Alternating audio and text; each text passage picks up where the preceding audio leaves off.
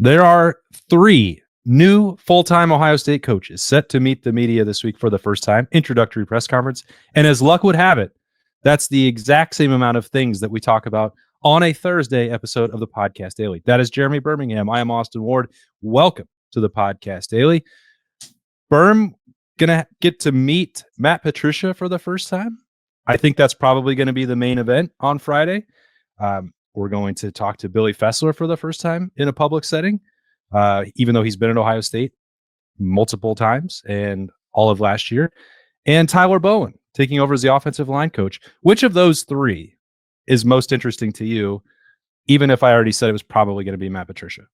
I mean, Matt Patricia, I think, is the most interesting from a macro standpoint, and everyone with the question marks about his reputation and the checkered past and all that stuff that people are going to probably dive into as he takes over the reins as the defensive coordinator for Ohio State. For me, it's Tyler Bowen, because I just think that the offensive line is obviously so integral to Ohio State's success and what they want to do, and I'm exceedingly interested in hearing from him about his philosophies, both as an line coach and as a recruiter. I'm excited to get a chance to meet all these guys really for the first time. Obviously, as you mentioned, we know Billy pretty well over the years of him being there, but I think that there's interesting things with all of them. With Fessler, it's just, how do you, as a guy who's now a full-time assistant coach at Ohio State for the first time, handle the pressure of being the guy in charge of the quarterback room in a year where there's a potential controversy at the position. I mean, I'm gonna, obviously I'll couch it that way, but I mean, when you look at what he's done in his career, he's 29 years old, and to be put in that position now is fascinating, especially considering the fact that he was going to be the full-time quarterbacks coach at UCLA last year, and then was hired to do that job by Chip Kelly, who then left, and then he didn't have a job when Deshaun Foster took over. So it's quite a wild ride for him to just get back to where he's been or where he's at now. I do think, and we'll get more into the quarterbacks certainly as spring camp gets closer next week, but having Billy Fessler running that room, if Ryan Day has to spend more time involved on quarterbacks or offense as Brian Hartline takes the reins as the play caller and primary offensive coordinator, that dynamic I think is interesting, because maybe there won't be much controversy, which I think is on the table here. Maybe Julian Sayin just runs away with the job, if not in March and April, but in August, whatever. I mean, I think you and I have both spoken very highly of Lincoln Kienholz and what the ceiling could be for him, especially with the dual threat athleticism that he brings to the table. But you're also not going to pretend or force a controversy if Julian Sayin lives up to his recruiting profile and what we saw from him as an accurate passer and processor and heard about, throughout all of his freshman year at Ohio State. There's a reason that people expect that he will be the starter, but it is, I think, an interesting coaching dynamic with how Ohio State is going to manage those top 2 guys, develop Tavian St. Clair, how involved Ryan Day will be in that after trying to take a step back from quarterback developing and play calling over the last couple of years. All that's going to be new, and I think it is going to be different, and that includes Billy Fessler. He's going to have to play an integral role in that.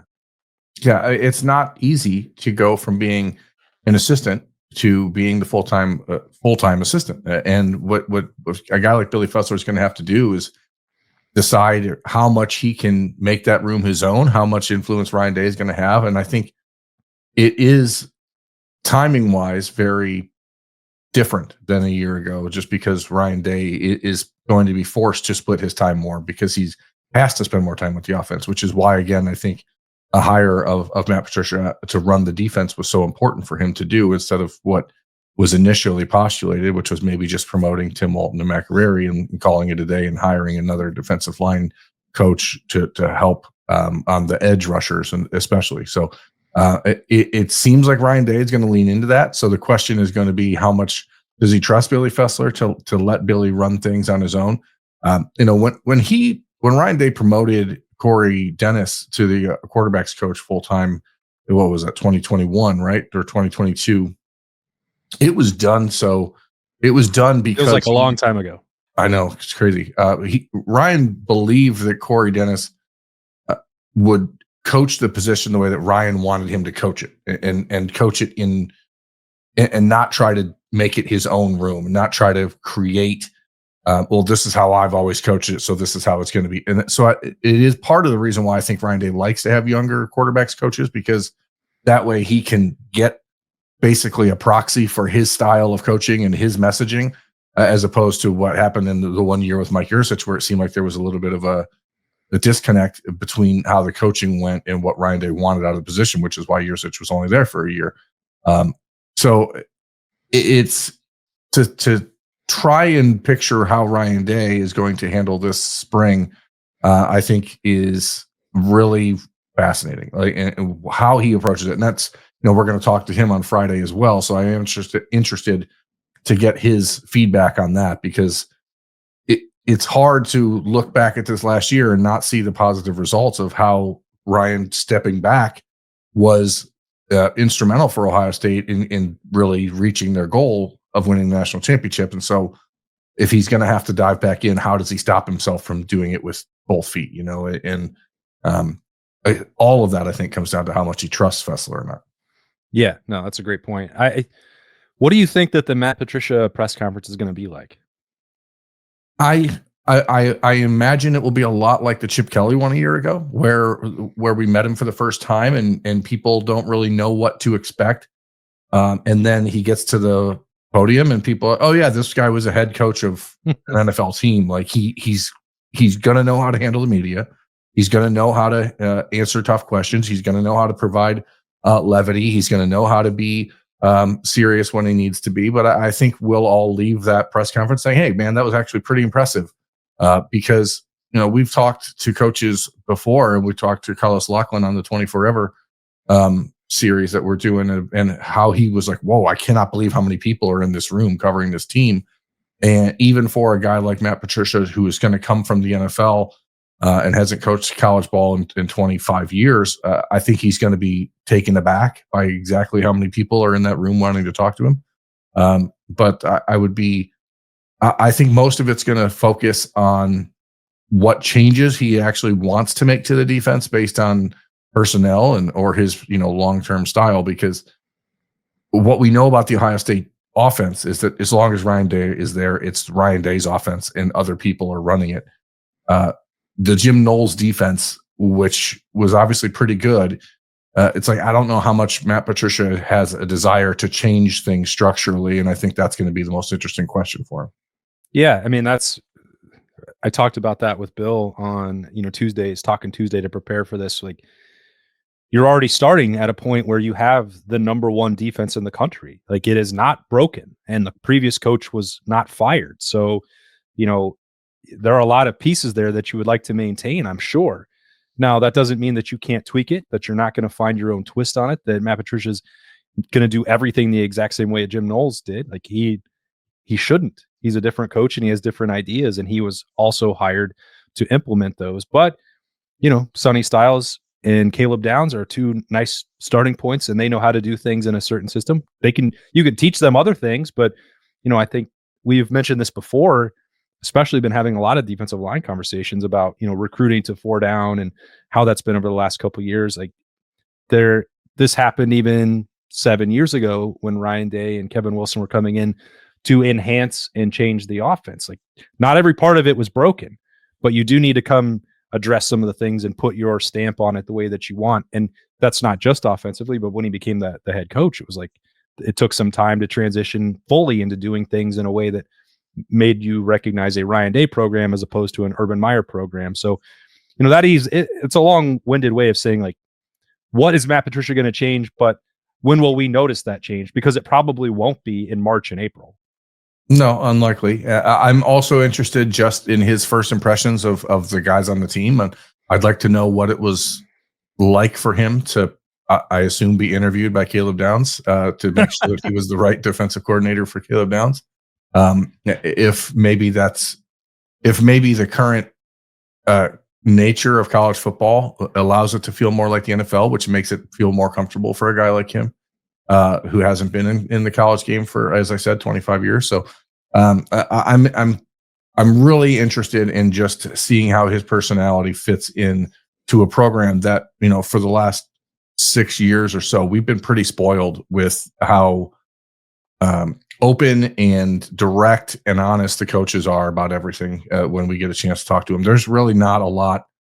I mean, I know, you know, people who watch the podcast oftentimes on the live streams of Ryan Day will complain about it, you know, coach speak, but Ryan Day does not do a lot of coach speak.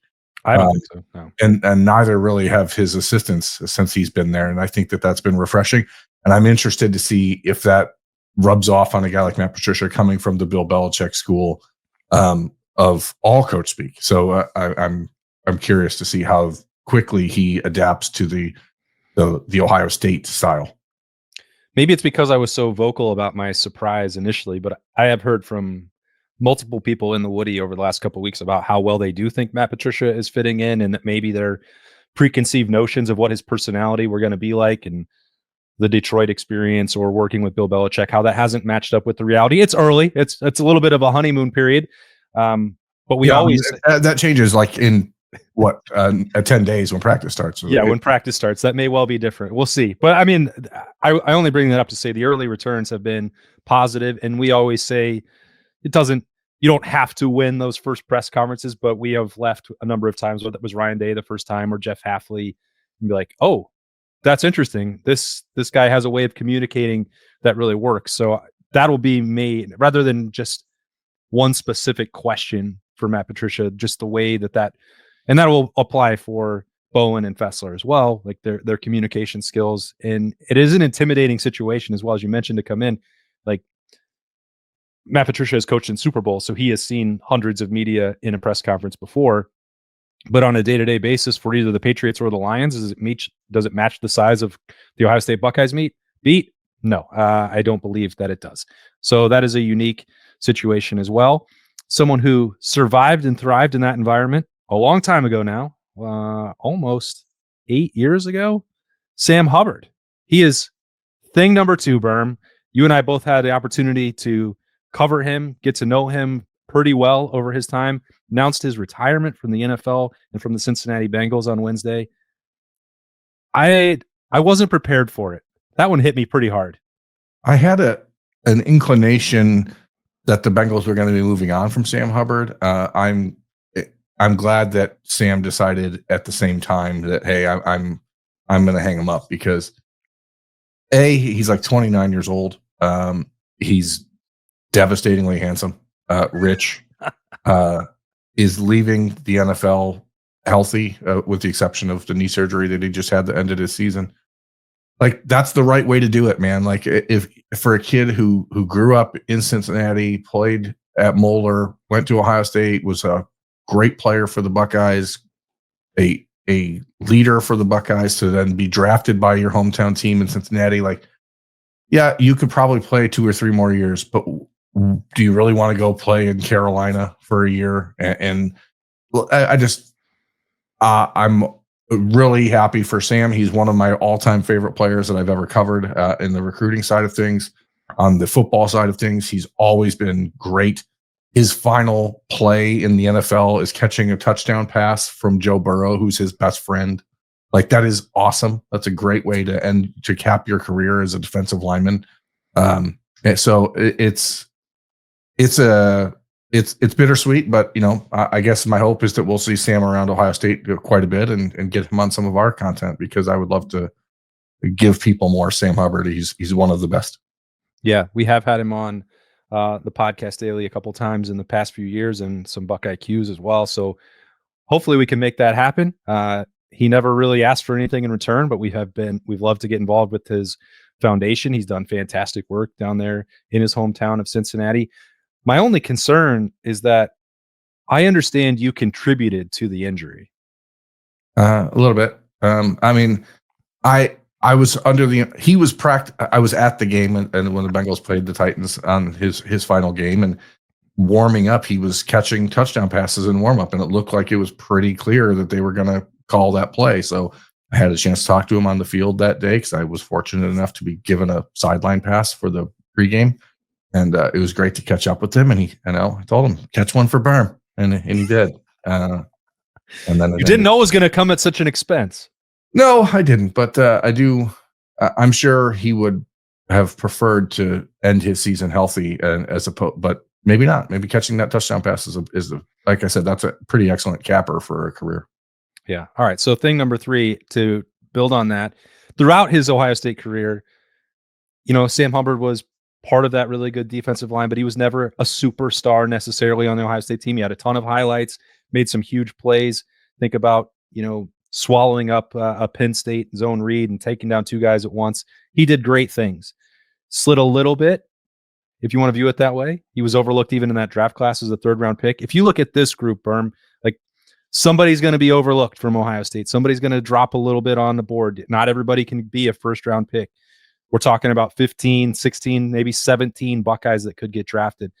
If you had to pick someone who could fit into the Sam Hubbard mold, where it was long-term, get a 2nd contract, be productive, win at a high level, become a captain. I mean, I'm saying a lot of things because Sam Hubbard accomplished a lot of things. Who's somebody that you think in this draft class could duplicate the Sam Hubbard model? I mean, my natural instinct is to say Cody Simon, because I just think so much of Cody as a person. But I think it might be someone like JT Tuimoloau, to be honest. He had a great senior season and probably better statistically than we give him credit for. And he was pretty awesome for Ohio State, especially down the stretch. But his career was somewhat inconsistent. He wasn't always the guy that was flashing on the defensive line. I mean, at times he was outplayed by Jack or outshined by Tyleek and other guys. But he's had so many. He had the big moments where you're like, man, that if that's just becomes who he is consistently, then he's going to have a long time NFL career. Athletically, he's a monster. I think that for a guy like JT, when he gets into the NFL and they know exactly what position he's going to play and how he's going to line up, because he's flexible enough to be a 3-4 outside guy, so he can play 4-3. Like, I think that he's going to be a long-time NFL guy. But I wouldn't be surprised if he fell to like late 2nd, early 3rd, just based on the number of edge rushers that are in this draft. And I think people will certainly love that down the road. And then the other one's Will Howard, because I didn't watch the combine. I'm not going to pretend I did. All I saw was like the Twitter BS after Will's performance there. I don't care how a guy looks throwing to receivers he's never thrown to before in a situation with, shorts and t-shirts. Olympics don't matter. Will Howard is a baller, and like, someone's going to draft him in the 2nd round, and it's going to be a long-term NFL guy. And I think people will look back and be like, man, remember when Will Howard stunk at the combine? And then they're going to be like, who cares? Well, they probably won't care, because I bet his pro day performance looks dramatically different when you get to script it and prepare it and work with the receivers and have familiarity with them. And that doesn't mean that like Will Howard is the greatest, most accurate passer in the history of football. I don't know that he is, although he is the most accurate passer in the history of Ohio State football. Although I was going to say the short and intermediate accuracy and the completion percentage, pretty much as good as Ohio State has ever seen, or statistically the best that Ohio State has ever seen. That stuff is pretty good. But I didn't get too worked up about it. You and I made a point last week. There wasn't going to be a lot of highs and lows for Ohio State, although people want to assign that to Will Howard's performance last week based on a couple inaccurate throws. Like, it's going to be part of it, but you can also watch a lot of film from the last 4+ years, or just look at Ohio State's film for Will Howard and see him winning a lot of games and delivering the football pretty accurately. I agree with you. I would invest in Will Howard. Now, I don't have to make that decision, and I'm not a general manager of an NFL team, but the other person that I think I would lump into this boat with Sam Hubbard, since I came up with the category, is Emeka Egbuka, where I don't know if he's going to be drafted in the 1st round. In fact, if I had to bet, I would say he's probably not going to be. There's this tendency to overlook Emeka even on the teams that he's on, whether that's Marvin Harrison doing that or Jeremiah Smith, whether that is with the draft class and people looking for the shiny new thing, or looking at his injury history. That can be part of it, and that would all be fair and justified. I understand that part. But Emeka is going to be in the NFL for a long time, in my opinion. As long as he stays healthy, I'll knock on wood for him right here. He's going to be in the league for 10 years, and he's going to put up Terry McLaurin style numbers, and he's maybe more like Terry McLaurin than Sam Hubbard based on the position, but you're never going to doubt the work ethic. You're never going to doubt him showing up on time, representing your organization the right way. And he's just been criminally underrated, I think, through even by us. Even when we talk about him glowingly, we still maybe don't give him enough credit, where this guy could have been a Biletnikoff Trophy finalist every single time, and on any other team in America would have been. So I don't know where he's going to land, but I think it's probably not going to be as high as we would have anticipated on the moment he signed with Ohio State. And the ups and downs along the way were not always fun for him, but he won a national championship at the end. He's going to be drafted. And I don't think that anyone who decides to say his name on whatever night and whatever pick will ever regret it. Yeah, I mean, Mecca's on Wednesday, DK Metcalf, the Seahawks receiver, asked for a trade, and I think Emeka Egbuka going back home to Seattle would be the perfect place for him, to be honest. But I hope that the Bengals take. You want to put him and Jackson together? Well, yeah. Oh my goodness, well, scary. Who else?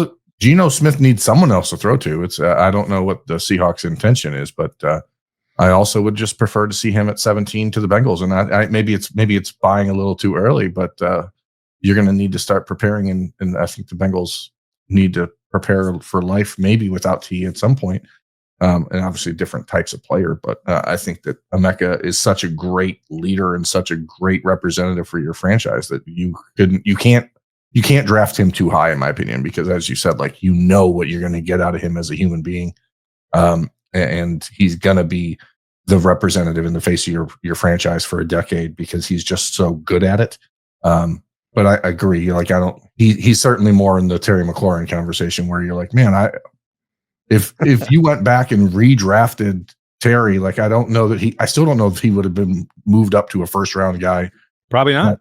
He's the clear-cut number one receiver for a team that made it to the NFC Championship game this past year and has a bright future ahead of it. So give me 53 Emeka Egbukas, and I think you'll win a lot of games, even if he can't all play wide receiver, but he can play defensive back. He can throw it.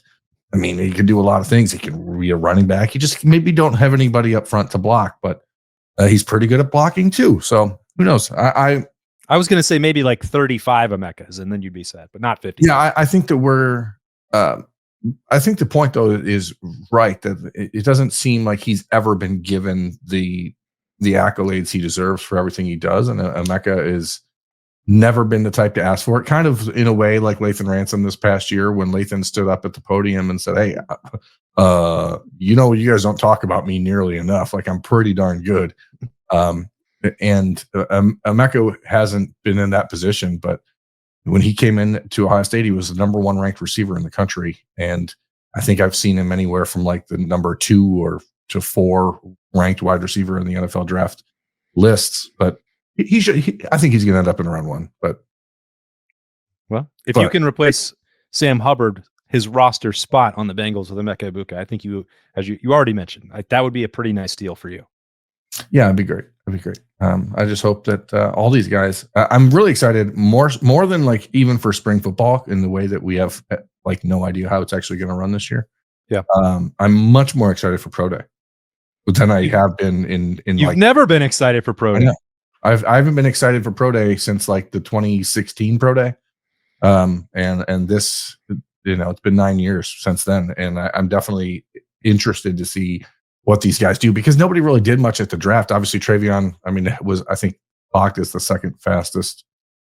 It's so stupid. We're changing the parameters of how all this stuff is viewed. Like, they're still running the 40 and still timing guys by the 40, but then they're putting up their miles per hour instead. Like, why do we even run the 40 anymore? Just put on the game tape. They have GPS tracking on all these players now. Like, you don't even need to run the 40 at this stupid combine. The combine is dumb and it needs to go away. What the combine should be is like any player who is not projected as a top 75 pick in the draft. It should be the rest of the guys going in and trying out, because we already know about the other guys. Spend the time doing interviews, getting to see them on campus, go to their hometowns, talk to their high school coaches. Stop doing this thing. And wide receiver is the one position, especially, where people always end up overvaluing something stupid like how fast a guy runs a 40 and not actually looking at film.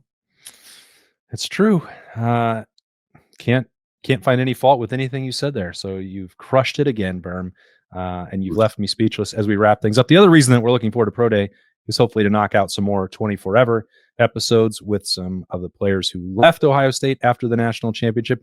Episode number 4 is coming on the way on Friday morning with safeties coach Matt Guerreri. Really enjoyed that conversation with him. I hope you will as well as we continue rolling along through those to tell the stories of the national champions. And then we will have scheduled later on Friday to talk to Ryan Day and the rest of that coaching staff. So we will stream Ryan Day and we'll have snap judgments, and it'll be just like spring ball is already here, even though we still have another week and a half to go. But we're going to keep talking about and getting ready for it as we always do on the podcast daily. We thank you for joining us for some 3 things on a Thursday. He is Berm and I am Austin. We'll talk to you later.